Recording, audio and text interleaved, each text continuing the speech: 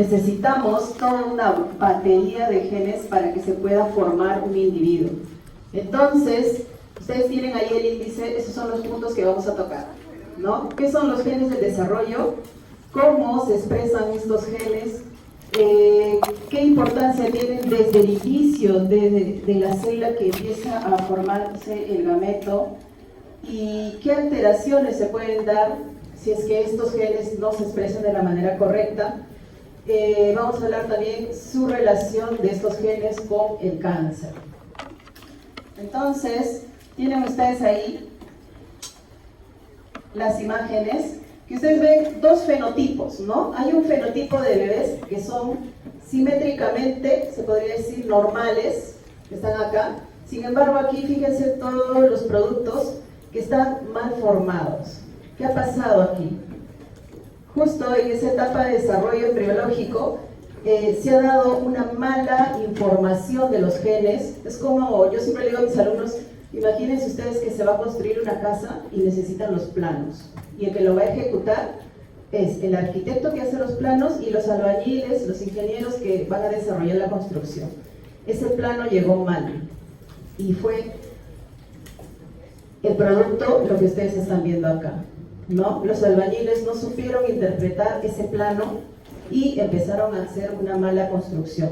Eso es lo que pasa con los genes del desarrollo cuando la información o hay alguna mutación por diversos factores y no se da toda la secuencia completa.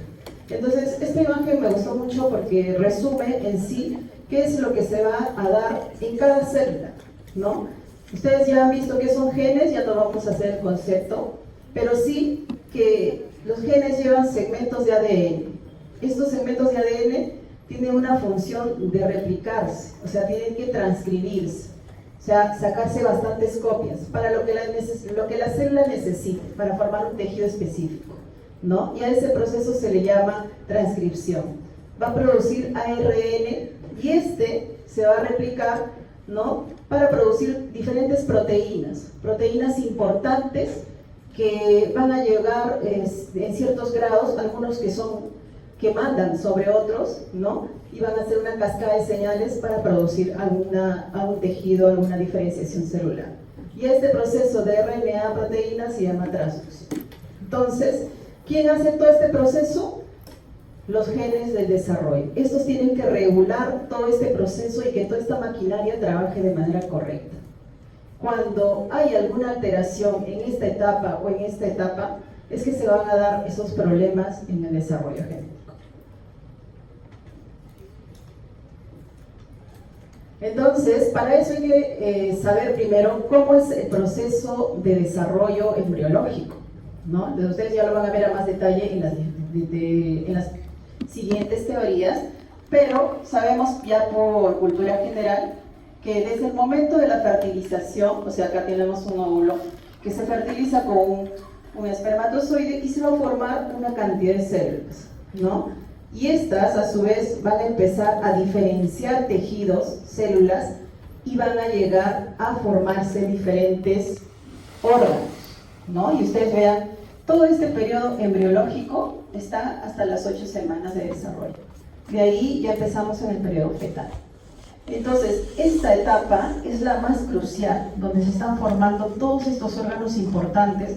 Fíjense los órganos, ¿no?, que se están formando en ese momento, y la cantidad de genes que van a intervenir para la formación de todas estas estructuras. En esta etapa es donde se va a producir también las malformaciones. Entonces, por eso es que hay incluso agentes externos que pueden tener efectos teratogénicos, ¿no?, y modificar la estructura, la funcionalidad de ciertos tejidos. Entonces, ¿cómo se va a dar todo este mecanismo en la que los genes van a desarrollarse? Primero, hay una etapa de fecundación, donde incluso la célula que viene a ser fecundada ya viene con una batería de genes con esa información que ya están empezando a diferenciarse según esa información que están requiriendo o que tienen. Luego va a empezar la etapa de segmentación, ¿no?, de divisiones celulares constantes para empezar a formarse las capas germinales. y luego este tejido va a empezar a formar órganos importantes que se van a llegar a diferenciar. En cada uno de estos mecanismos, en esta secuencia de diferenciación celular, están interviniendo estos genes de desarrollo, ¿no? Para diferentes estructuras que vamos a ver a más detalle ahora.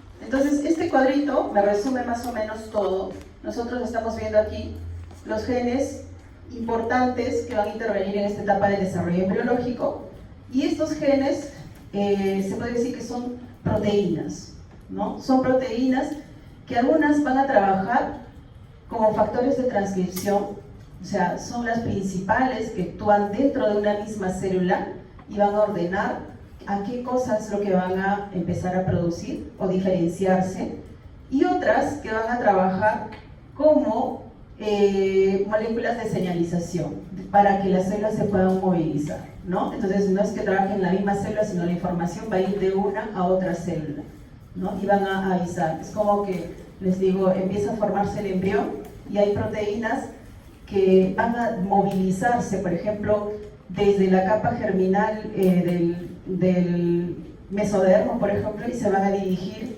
hacia estructuras que van a diferenciarse para ese tipo de tejido, ¿no? Entonces van a desplazarse hacia la boca, se van a desplazar hacia los intestinos, ¿no? Entonces, para que se desplacen esas células y lleven la información, tiene que haber una señalización, se tiene que avisar. Es como si estuviéramos construyendo la casa, les vuelvo a repetir, y que la información yo tengo que pasarla por celular, por email, por un teléfono, pero por algún mecanismo yo tengo que avisar cómo yo quiero que se construyan esos cuartos de esa casa, ¿no? Entonces, igualito. Entonces, aquí trabajan estas moléculas de señalización, que también son genes, y estas es en la misma célula como factores de transcripción. ¿Qué tipo de genes son los que van a trabajar o van a expresarse? Entonces, hay genes, como les digo, que vienen incluso desde la etapa materna, se llaman genes maternos, ¿no? Estos están en los ovocitos. Cuando viene el óvulo a ser fecundado, ya viene con una información y con estos genes, ¿no? Y vamos a ver que lo han estudiado mucho en la drosófila, en la mosca de la fruta, y estos, por ejemplo, los más conocidos son el bicoin, el nanos y el caudal. Son genes que van a informar de qué forma se va a ir segmentando ese huevo o ese cigoto para poder dividirse las células, ¿no? También van a interactuar en toda esa diferenciación y segmentación. También hay genes cigóticos, una vez que ya se dio la fecundación en el cigoto, para empezar a dar ese proceso de segmentación y diferenciación celular. Entonces aquí están los genes GAR, los genes de la regla par, los genes de polaridad.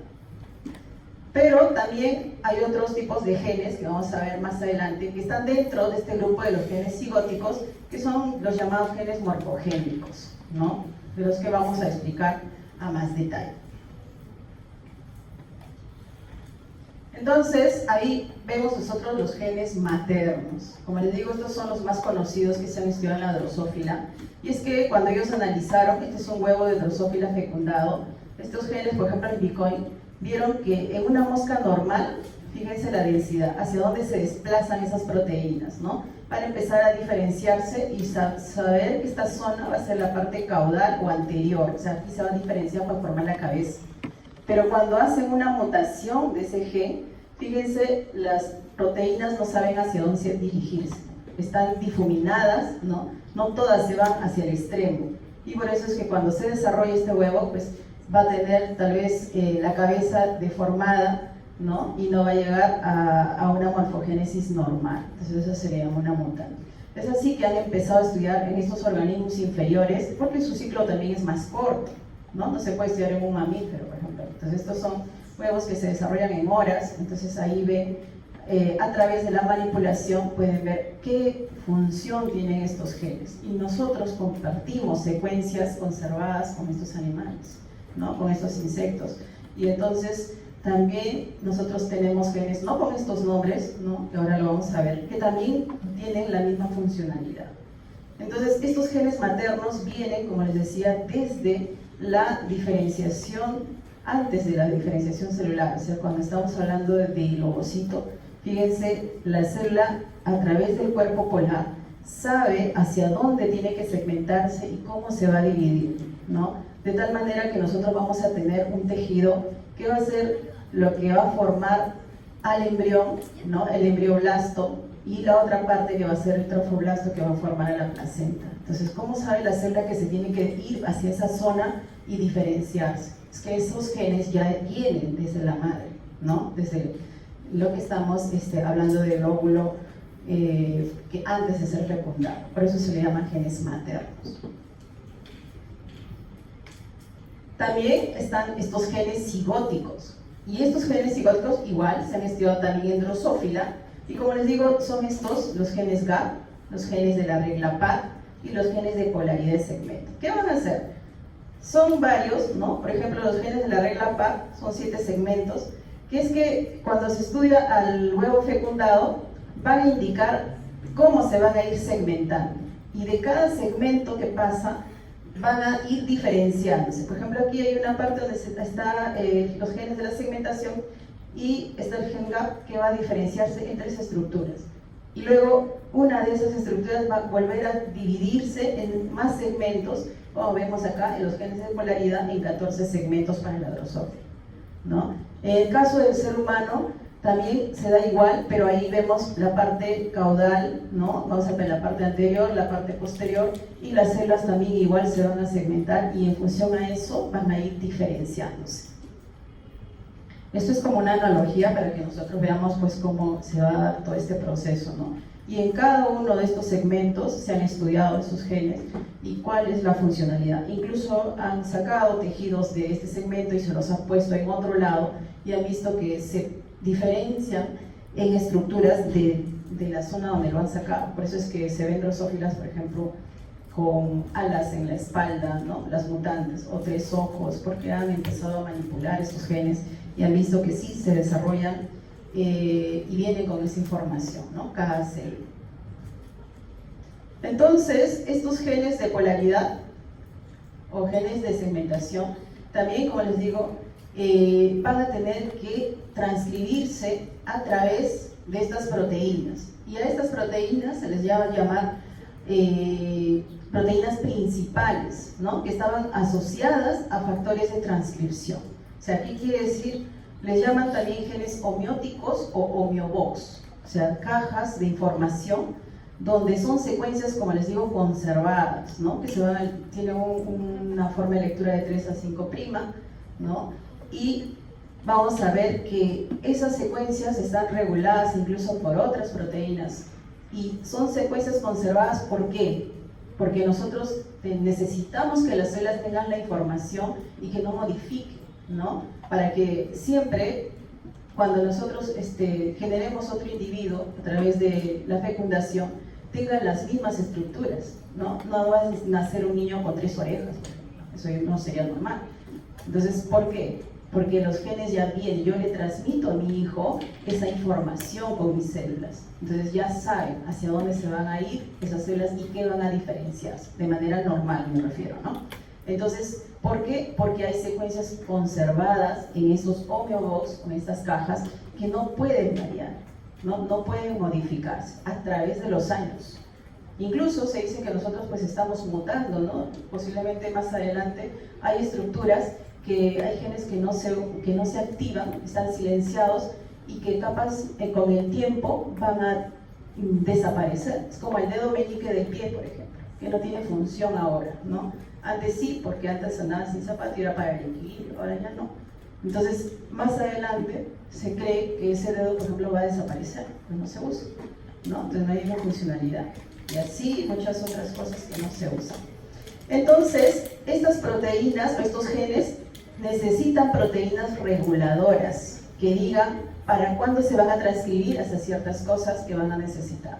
Es como les digo, haciendo la analogía de nuevo. Nosotros tenemos una casa que tiene los planos, pero el plano no se va a ejecutar solo. Yo necesito ingenieros. Esos ingenieros son proteínas reguladoras que van a mandar a otras, a obreros, por ejemplo, ¿no? Albañiles, a gasfiteros, a electricistas, para que se dé una cascada de señales y empiecen a hacer lo que yo estoy indicando en el plano. ¿Y quién sería yo? el arquitecto tal vez, entonces quien diseñó ese plano. Esos son los genes más importantes, los morfogénicos, ¿ya? Y de esos vamos a hablar ahora. Esos son genes homeóticos, entonces su función es determinar esos planos básicos, ¿no? De simetría. Entonces, de simetría, ¿por qué? Porque en un individuo, especialmente nosotros, mientras más simétricos somos, es porque llegamos como que los genes actúan de manera casi al 99%, se puede decir, ¿no? Entonces, han visto algunos cuando nacen, por ejemplo, los modelos, por ejemplo, tienen una simetría. Si uno les hace una línea acá, la mitad para acá es igualito para acá, ¿no? Y por eso también los cirujanos plásticos hacen eso, ¿no? Buscan la simetría. Entonces, en algunos no. Entonces, porque los planos también se han ido modificando en el camino, ¿no? Entonces, pero la función de estos genes homeóticos es eso, ¿no? Entonces, es mantener esa simetría en ejes. Ellos van a tener sus lecturas en estos ejes, antero-posterior, ¿no? Céfalo-caudal, hacia dónde van a dirigir su diferenciación o su producción de células. Entonces, van a determinar la identidad de cada segmento, ¿no? Y estos genes homeóticos, los más conocidos o principales, son estos. Son los genes Hox, los genes Pax, los genes SOX, por ejemplo, en el humano, ¿ya? Porque también hay genes análogos, por ejemplo, Hox creo es en humano, pero en las plantas me parece que tiene otro nombre, ¿no? Entonces, pero tiene la misma funcionalidad. Entonces, aquí tienen, por ejemplo, ustedes, como les decía, la drosófila, donde han estudiado otros genes, fíjense ustedes aquí, con otros nombres, ¿no? Que saben hacia dónde están dirigidos. Por ejemplo, estos de aquí están para la parte de la parte caudal o antero-posterior, ¿no? Está para la parte del bitórax de la drosófila. Y cuando ellos hacen esas manipulaciones, como les contaba, miren cómo pueden conseguir, ¿no? Que les crezca doble ala, que les salga antena donde deben estar los ojos, ¿no? Cuando se manipulan esos genes. Entonces, hablemos de este gen Hox. Este es el gen Hox importante. ¿Qué tiene este gen importante? Es que tiene un clúster, ¿no? Aquí vamos a ver, de 4 grupos, y en total, en estos 4 grupos, hay 39 genes, ¿no? O sea, este es el gen Hox, pero tiene se puede decir, su familia, ¿no? Donde están estos nombres de acá, ¿no? En cada secuencia. Entonces, estos van a conjugarse entre ellos para diferentes estructuras que se van a formar en el individuo. Entonces, estos son los genes principales que van a determinar, por ejemplo, como digo, los ejes axial o cefalocaudal, cuando se estén desarrollando las primeras estructuras o divisiones celulares. Por ejemplo, en invertebrados se llama HOM, ¿no? Y en nosotros, en los humanos y en los vertebrados, se llama HOX. Entonces, tiene secuencias conservadas, como le digo, esto que es homeobox de 180 pares de bases, ¿no? Que no puede variar. Lo que va a variar son las secuencias que están a los costados, ¿no? Esas son las secuencias variables. Por ejemplo, yo digo, este gen es importante para formar la parte anteroposterior del individuo, del embrión, pero aquí va a modificarse la proteína que vaya en este segmento, ¿no? Esta va a ser para el oído una proteína diferente, para los ojos otra proteína diferente, pero la secuencia conservada no va a variar. ¿Qué pasa cuando se altera estos genes? O sea, cuando la información no llega de manera correcta. Por diversos factores, puede ser la edad de la madre, puede ser algún agente teratogénico, no sé, la señora tuvo una infección y le dieron un medicamento muy fuerte y le causó esto, ¿no?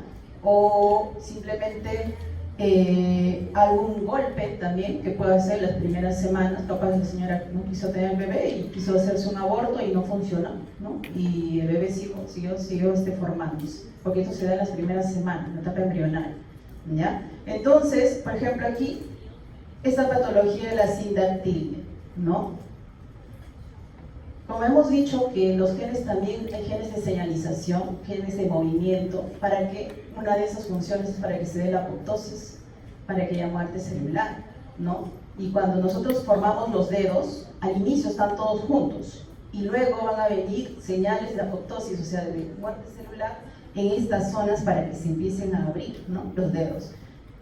Entonces, ¿aquí qué pasó? Aquí no se dio eso, ¿no? Entonces fallaron estos genes Hox en este momento, y entonces vamos a ver que hay una malformación en la separación de los dedos, o incluso en la formación de todos los dedos, ¿no? Los genes no se fueron, las proteínas no se distribuyeron en 5 porciones para poder formar los 5 dedos, solamente se fueron hacia 3 estructuras nada más, y se formaron 3 deditos, ¿no? Entonces ahí vemos la alteración, puede ser esta alteración de sindactilia, tanto en las manos como en el pie.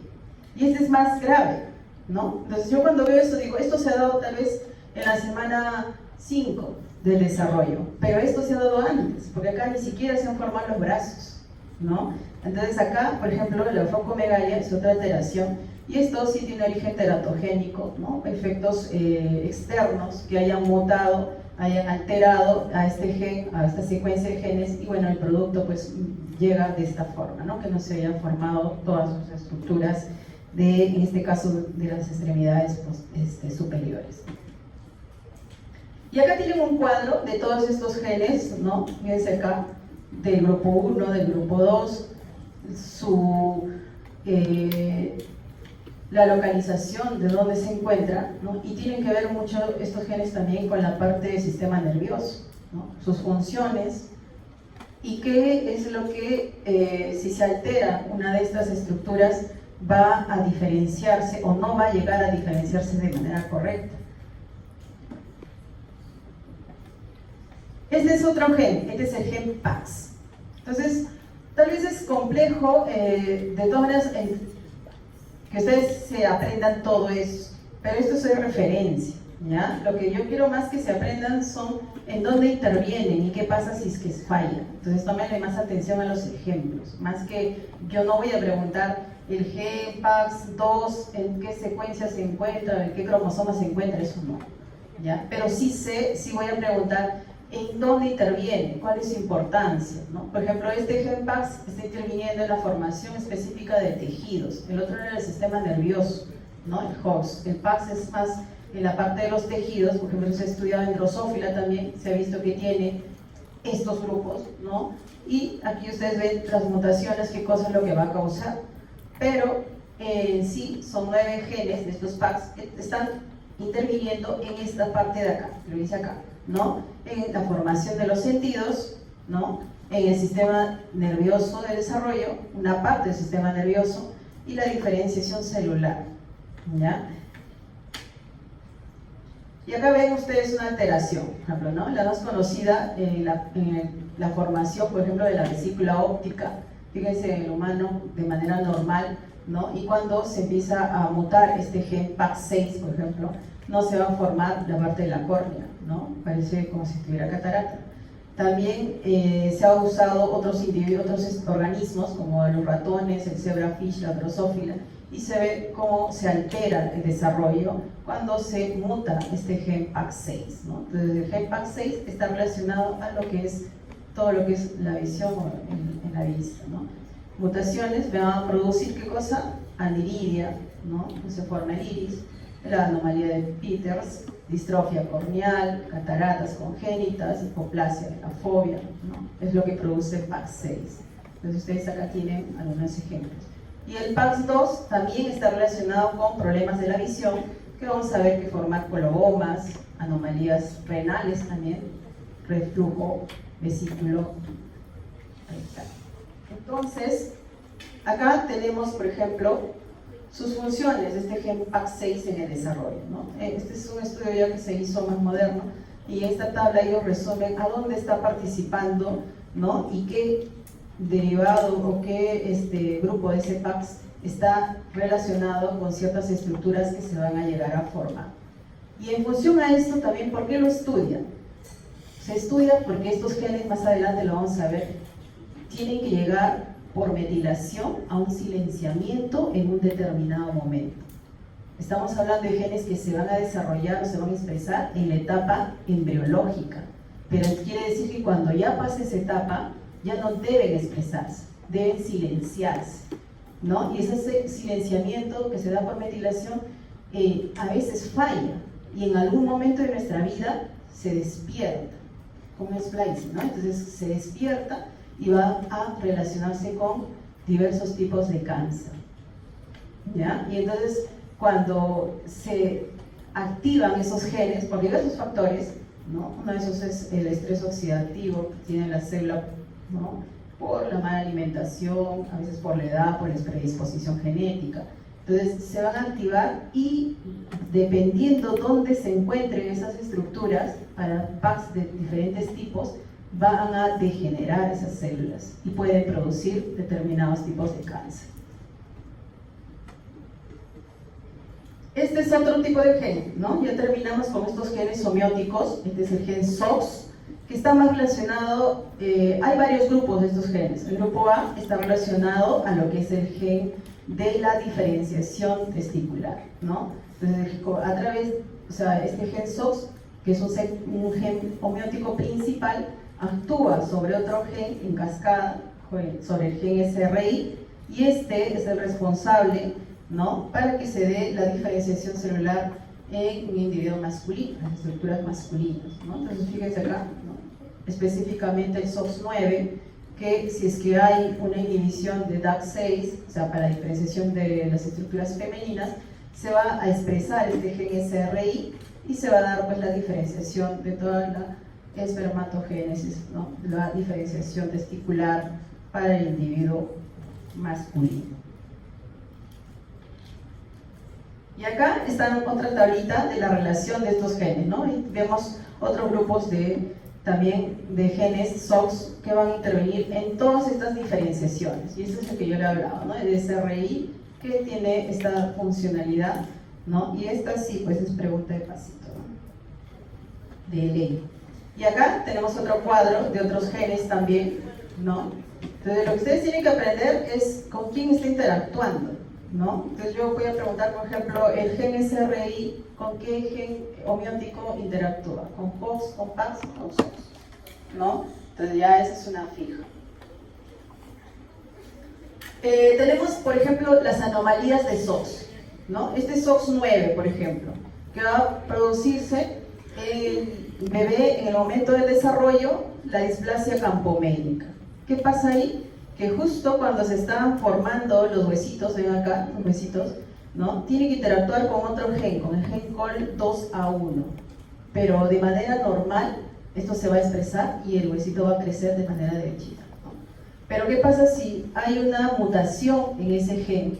Entonces, si hay una mutación en este gen, no se va a dar la transcripción correcta, ¿no?, y se bloquea, y al bloquearse, entonces las células no saben que tienen que ir de manera así, directa, ¿no?, y van a empezar a deformarse, ¿no?, y de tal manera que vamos a tener esta formación de los huesitos en el bebé más adelante cuando termine pues su etapa embriológica, ¿no?, y vamos a ver esto. Y otros cuadros clínicos más que tienen, porque acuérdense que el gen SOX es una región conservada, pero que interactúa con otros genes. Solo cuando actúa con COL2A1 es que deforma así los huesos, pero también va a actuar con otros genes más, que va a ser lo demás, ¿no?, los otros cuadros clínicos o las características clínicas que ustedes están viendo, ¿no? Pero ahora estos genes, como les digo, están en las células y son los que ordenan. Pero necesitamos otros genes que van a trabajar para llevar la información hacia otras células. O sea, van a trabajar mecanismos de señalización. Entonces, para que la célula tenga esa comunicación celular, necesita que tenga ligandos y receptores para que la información llegue. En nosotros, de manera análoga, sería como la computadora, el teléfono, el email, el WhatsApp, ¿no?, para que la información llegue hacia el último individuo. Entonces, estos ligandos y receptores entre células van a trabajar llevando la información y van a activar a estos genes. Cuando hablamos de ligandos, estamos hablando de estos genes que también son morfogénicos, ¿no? Y ahora vamos a hablar de del HER2, que es una de las familias más importantes y son los llamados genes morfogénicos. También está el Wingless, está el factor de crecimiento transformante, está la proteína morfogénica del hueso, el PMP, y también los receptores de esa información, los que llevan ya la información dentro de la célula, están los receptores Notch, los receptores tirosina quinasa, ¿no?, y otras vías de comunicación que lo vamos a ver acá. Entonces, ¿cuál es la función, no? Yo tengo acá una célula, esta célula necesita recibir la información, pero no va a entrar la información así de frente, ¿no? Por señales de humo no. Entonces necesita un ligando que empiece a llevar la información hacia el núcleo, porque ¿dónde se va a transcribir lo que quiere? En el núcleo, ¿no? Ahí es donde está el ADN, y este ADN va a transcribirse a ARN, hemos dicho, mensajero, para producir las proteínas. Si es que es en la misma célula, ¿no? Y se diferencia o va a dar la información para producir tal vez ciertas proteínas, o si es que es también para el crecimiento celular, que es la parte que a nosotros más nos importa, esta zona, ¿no? La diferenciación celular, cuando hablamos de desarrollo biológico, y también, como les decía, para la apoptosis, información para aquella muerte celular, ¿no? Entonces, ¿cómo se van a mover esas moléculas? ¿Cómo se van a informar? Hay mecanismos de comunicación. Entonces, una de ellas es la autoclina, que es la misma célula, tiene su ligando, recibe la información, atraviesa la pared celular y llega a través del citoplasma al núcleo, ¿no? Y va a transcribirse lo que se esté pidiendo. Otra es la paracrina, ¿no? Donde la información yo necesito trasladarla hacia las células cercanas, ¿no? Y esas a su vez van a ir transformando, llevando la información hacia las demás células. Otra es la comunicación endocrina, que esta necesita un transportador, ¿no? A través de la sangre, por ejemplo, a través de hormonas, se van a poder llevar la información hacia otras estructuras. Y otra es la yuxtacrina, que es cuando son específicamente células que son de contacto, ¿no? Células vecinas que se llevan la información. Y uno de los genes importantes, ¿qué son? Uy, eso no es nadie. Es esta familia de los Head-Shaw. Entonces terminamos esta parte, ya, para dejarlo ahí y vamos a ver cómo lo recuperamos. Entonces, esta es una de las familias que es el Head-Shaw, donde vienen estos tres tipos: los Solid Head-Shaw, los Desert y los Indian Head-Shaw.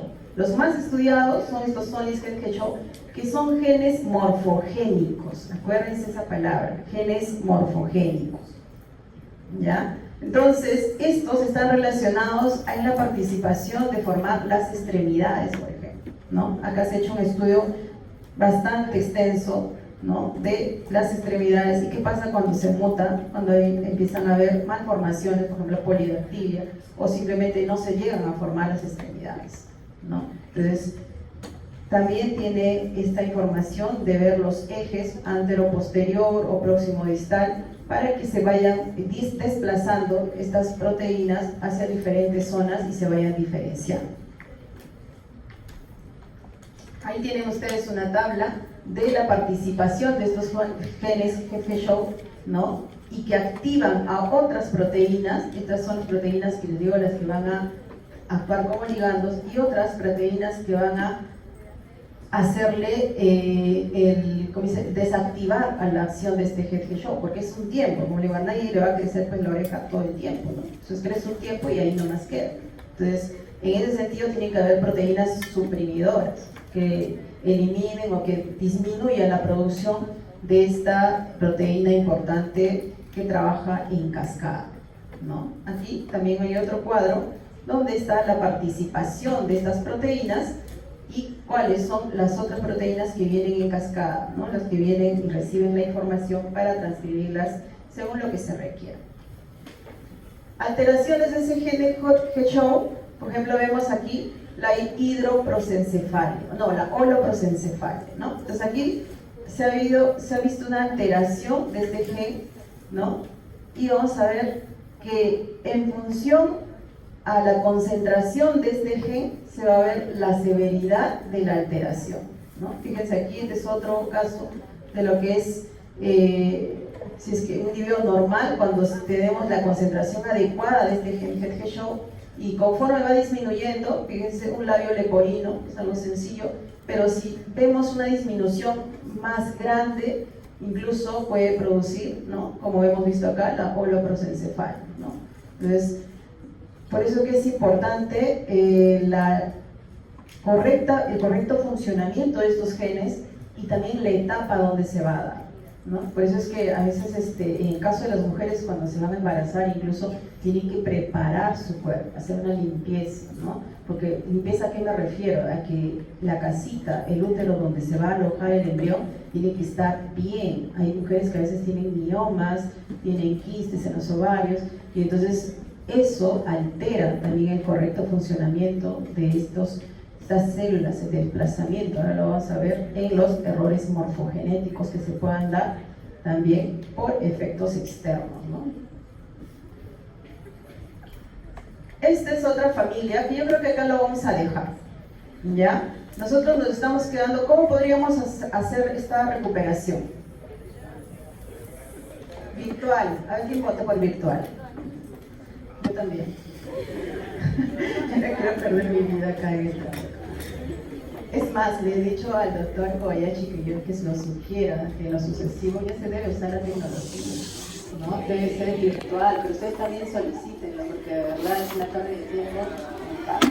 Entonces, jóvenes, hay una coordinación o sea, hay que hacer una coordinación de preferencia, yo preferiría que